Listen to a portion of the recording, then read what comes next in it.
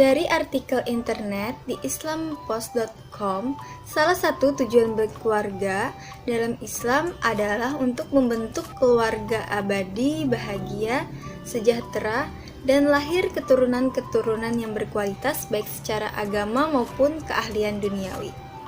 Selanjutnya dari artikel internet di akurat.co, Al-Quran dan hadis tentang anjuran menikah atau hidup berkeluarga terdapat pada Quran Surah An-Nisa ayat 1 dan hadis Nabi yang menganjurkan hidup berkeluarga, diantaranya Rasulullah SAW bersabda yang artinya, "Wahai para pemuda, barang siapa di antara kalian berkemampuan untuk menikah, maka menikahlah, karena nikah itu lebih menundukkan pandangan dan lebih membentengi farji atau kemaluan.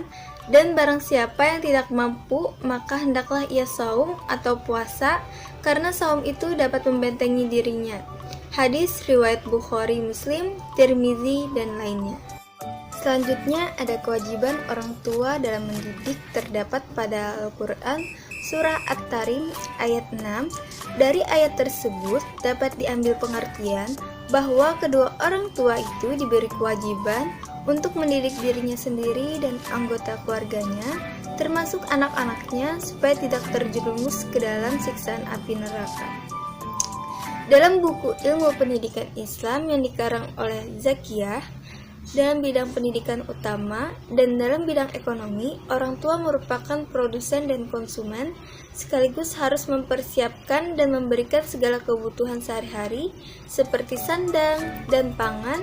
Dengan fungsinya yang ganda, orang tua mempunyai peranan yang besar dalam mensejahterakan keluarga. Oleh karena itu, orang tua bertanggung jawab atas keluarganya, baik dalam bidang ekonomi maupun dalam bidang pendidikan. Pasal 131 ayat 1 Undang-Undang Nomor 36 Tahun 2009 tentang Kesehatan, bahwa orang tua memiliki tanggung jawab dan kewajiban untuk mengupayakan pemeliharaan kesehatan anak yang ditunjukkan untuk mempersiapkan generasi yang akan datang yang sehat, cerdas, dan berkualitas. Dalam artikel internet m.daihatsu.co.id mengatakan bahwa orang tua tidak hanya memiliki tanggung jawab untuk memenuhi kebutuhan finansial buah hati, tetapi juga memiliki tanggung jawab untuk memberikan edukasi anak sedari dini. Edukasi yang diberikan kepada anak harus meliputi berbagai hal, seperti edukasi untuk menabung sejak dini, edukasi tentang pendidikan seks, dan lain sebagainya.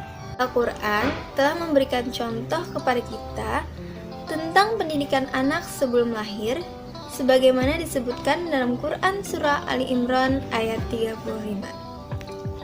Dari ayat tersebut memberikan contoh kepada kita, umat Islam, untuk melaksanakan pendidikan anak sebelum lahir dengan cara berdoa kepada Allah agar anak yang dikandungnya menjadi anak yang soleh.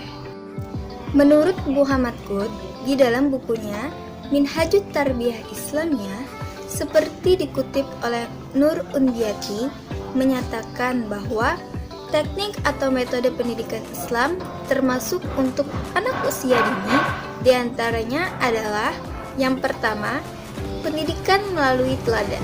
Nah, anak-anak usia dini suka memperhatikan dan meniru apa yang dilihat di sekelilingnya. Mereka dengan cepat menyerap dan mencernanya lalu menirunya. Karena itu, bila orang-orang di sekelilingnya berbuat baik, maka mereka akan menirunya. Begitu juga dengan sebaliknya. Yang kedua, ada pendidikan melalui nasihat. Nah, terkadang anak-anak usia dini pun harus dinasehati. Dalam menasehatinya harus dengan cara yang lembut dan halus, sehingga anak-anak akan lebih mudah menerima nasihat, ajakan maupun seruan yang akan disampaikan kepadanya. Yang ketiga adalah pendidikan melalui cerita. Anak-anak usia dini suka apabila didongeng. Pelajaran tentang para nabi dan rasul akan lebih menarik kalau disampaikan dengan cara dongeng. Dengan begitu, anak-anak akan lebih cepat mencerna dan memahami. Yang keempat adalah pendidikan melalui kebiasaan. Anak-anak usia dini juga harus dibiasakan dan dilatih untuk melakukan hal-hal yang positif agar mereka terbiasa melakukannya. Menurut artikel internet popmama.com mengatakan ada 3 metode cara mendidik anak agar mudah dimengerti, yaitu yang pertama, instruksi, mengajarkan dengan memberitahu.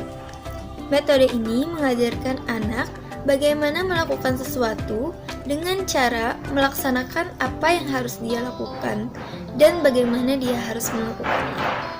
Yang kedua, pemodelan, yaitu mengajarkan dengan mencontohkan. Biasanya, anak-anak ada yang tidak mengerti apabila diberi instruksi. Maka dari itu, orang tua harus menunjukkan contoh kepada anaknya. Yang ketiga, step by step, mengajarkan dengan memecahkan tugas rumit menjadi beberapa bagian. Menurut artikel hellosehat.com, ada pun beberapa cara mendidik remaja yang bisa dilakukan orang tua, seperti yang pertama, jadilah pendengar yang baik. 2. Hormati privasi anak. Yang ketiga, sepakati aturan-aturan penting. Yang keempat, jadilah teladan yang baik. Yang kelima, berikan motivasi untuk cita-citanya.